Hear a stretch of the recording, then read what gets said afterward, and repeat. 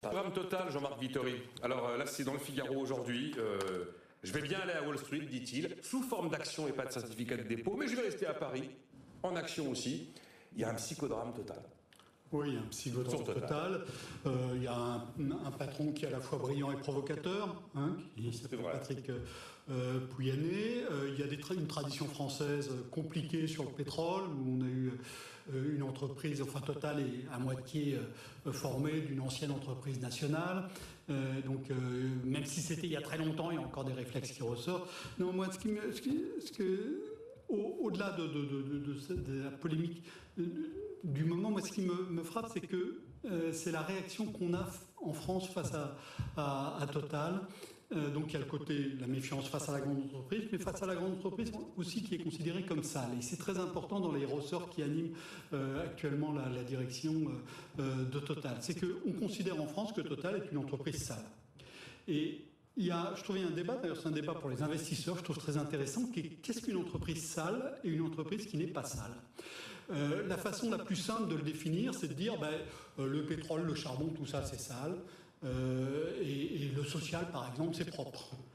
Et donc vous avez, dans le social, vous avez Orpea. Orpea, c'est une entreprise propre, puisque c'est une maison de retraite, elle prend soin de la mère, de la grand-mère, et donc tout ça, c'est très bien. Et Total, ça fait du pétrole, c'est très sale. Et donc, on investit sur Orpea, on n'investit pas sur Total.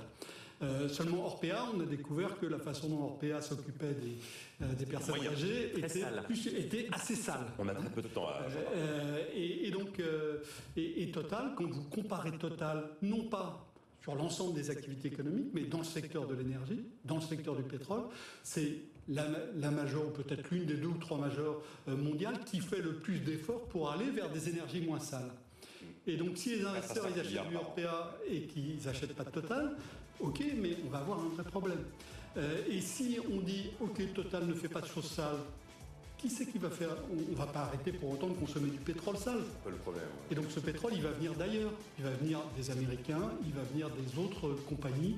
Et donc l'argent, il n'ira pas en France, il ira ailleurs. Donc, et je pense qu'on a vraiment une réflexion de fond à mener collectivement sur ce qui est sale et ce qui n'est pas. Merci Jean-Marc Vittori. C'est vrai qu'il y a cette espèce de ressenti immédiat, presque intuitif, l'entreprise qu'on adore détester. Pourtant, tout le monde veut du pétrole bon marché, enfin du carburant bon marché en allant à la pompe. Toujours le même sujet. Oui, ils mettent 4 à 5 milliards d'euros par an dans la transition verte, dans les énergies renouvelables. Et leur principal problème là-dessus, c'est qu'ils ont du mal à trouver. Ouais, et Patrick Pouyanné dit, je sais pas, je fais ça, mais on a l'impression que personne ne le voit, quoi.